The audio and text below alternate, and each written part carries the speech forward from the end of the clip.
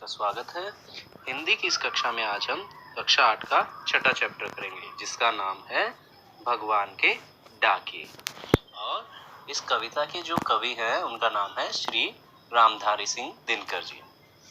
तो बच्चों, जैसा कि हमें शीर्षक से पता चल रहा है कि भगवान के डाकिए यानी भगवान का जो संदेश लाते ले जाते हैं उनका इस कविता में वर्णन किया गया है। तो बच्चों, डाकिया जैसे डाक लेके आता है, पोस्टमैन चिट्ठियां लेके आता है, वो हमारे को कुछ ना कुछ संदेश जो हमारे प्रियजन देते हैं उनके संदेश लेके आता है या उनकी खैर खबर लेके आता है। ऐसे ही भगवान के भी कुछ डाकिए हैं जो इस पूरे संसार में एक जगह से दूसरे जगह जाते हैं और भगवान का संदेश उन तक लोगों तक पहुंचाते हैं। लेकिन हम लोग उनका संदेश बमुश्किल से पढ़ पाते हैं या जान पाते हैं। यानी भगवान हमें कुछ ना कुछ संदेश इनके जरिए देना चाहता है और कवि ने वही संदेश इस कविता में बताया है। जो भगवान है वह इनके जरिए हमें प्रेम, सद्भावना और एकता का संदेश देता है, जो कि कवि ने इसमें बखूबी अच्छे तरीके से समझाकर हमें बताने की कोशिश की है। आइए हम पढ़ते हैं इस कविता को। पक्षी और बादल ये भगवान के डाकिए हैं जो एक महादेश से दूसरे महादेश को जाते हैं। हम तो समझ नहीं पाते हैं मगर उनकी लाई चिट्ठियां पेड़ पौधे पानी और पहाड़ ही बांचते हैं। यानी बच्चों, जो ये पंक्तियां हैं इन पंक्तियों में कवि कहता है कि पक्षी और बादल दोनों ही क्या है, भगवान के डाकिए हैं। ये दोनों के दोनों भगवान के पोस्टमैन की तरह काम करते हैं जो उनका संदेश हम तक लेके आते हैं। पक्षी अपना संदेश एक देश से दूसरे देश जाकर सुनाते हैं, यानी एक देश से दूसरे देश जाकर सुनाते हैं पक्षी। और इसी प्रकार बादल भी एक देश से दूसरे देश जाते हैं और वो भगवान का संदेश सुनाते हैं। भगवान के डाकिए किसी सीमा के बंधन में बंधकर काम नहीं करते। वे एक देश से दूसरे देश के बिना किसी रोक टोक के, बिना किसी भेदभाव के आते जाते हैं और भेदभाव के बिना प्रेम, सद्भावना और एकता का संदेश हमें समझाने की कोशिश करते हैं। मनुष्य ही अज्ञानी है, यानी हम अज्ञानी हैं और उनका संदेश हम नहीं पढ़ पाते हैं।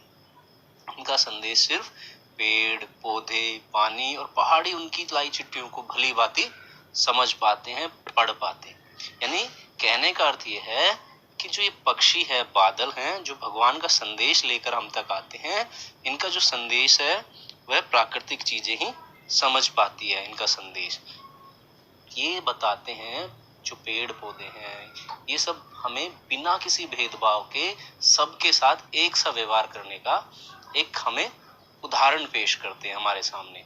जैसे पेड़ है वो सबको फल देता है, ना वो जात पात देखता है, ना ऊंच नीच देखता है। उसी प्रकार समुद्र है, नदियां हैं, पेड़ पौधे हवाएं चलाते हैं, बादल बारिश बरसाते हैं, पक्षी चहचहाते हैं, गाना संगीत गुनगुनाते हैं। तो ये सारी चीजें वो बिना किसी भेदभाव के एक स्थान से दूसरे स्थान पर बिना किसी सीमा के बंधन के काम करते हैं। तो वह यही संदेश, यानी भगवान हमें यही संदेश इन पक्षियों, पेड़ पौधों, बादलों के द्वारा हम तक पहुंचाना चाहते हैं। लेकिन हम मनुष्य अज्ञानी हैं जो उनका संदेश हम नहीं पढ़ पाते। ये संदेश बाकी प्राकृतिक चीजें पढ़ती हैं और वह उसी को अपने व्यवहार में लेकर आती है। जैसे हम देखते हैं कि नदियों का पानी बहता हुआ सभी की प्यास बुझाता जाता है, वह ना भेदभाव करता है किसी के साथ कि हाँ ये मेरा प्रियजन है, मैं इसको ज्यादा पानी पिलाऊंगी या मीठा पानी पिलाऊंगी, और ये मुझे अच्छा नहीं लगता तो इसको मैं पानी नहीं पिलाऊंगी या इसकी प्यास में बुझाऊंगी नहीं। ऐसा नहीं होता। तो बच्चों, इस कविता की इन पंक्तियों में हमें भगवान के जो ये डाके पक्षी और बादल क्या संदेश दे रहे हैं कि हमें सबके साथ समान व्यवहार करना चाहिए, एक दूसरे के साथ प्रेम और सद्भावना के साथ रहना चाहिए।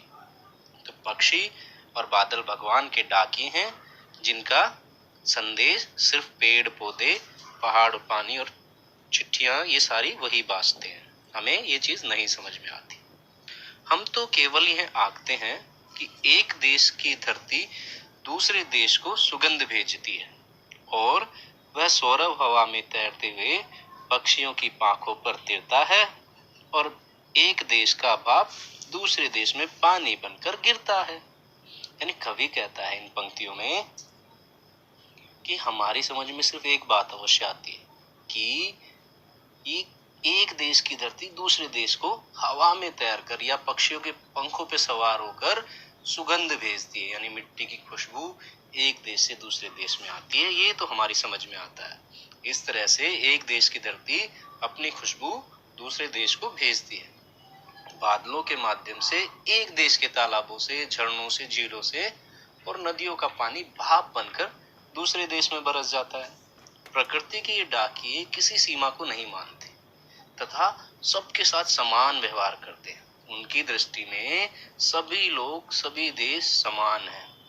पर बड़े अफसोस की बात है कि ये सारी चीजें या ये अपने पराये का भेदभाव हम नहीं समझ पाते हैं। हमें बिना भेदभाव के, बिना अपना पराये किए हुए जीवन व्यतीत करना चाहिए।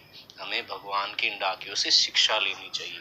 यही कवि ने इन पंक्तियों में बताने की कोशिश की है। कवि कहता है कि हम सिर्फ ये पता कर पाते हैं कि एक देश की मिट्टी दूसरे देश की मिट्टी को सुगंध भेजती है, यानी हवा से चलकर दूसरे देश की मिट्टी की सुगंध हम तक पहुंच पाती है बस। और वह कैसे आती है? हवा में तैरते हुए।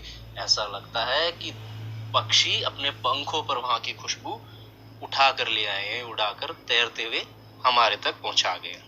एक देश का पानी भाप बनकर उड़ता है और दूसरे देश में बरस जाता है। तो कवि इन पंक्तियों में ये कहना चाहता है कि भगवान जब बिना किसी भेदभाव के ये सारे कार्य करने का संदेश हमें देता है, तो हम क्यों नहीं इस चीज को अपने व्यवहार में लेकर आते हैं, जो कि पेड़ पौधे, नदियां, झरने, ये सारी प्राकृतिक चीजें अपने व्यवहार में अपनाती है।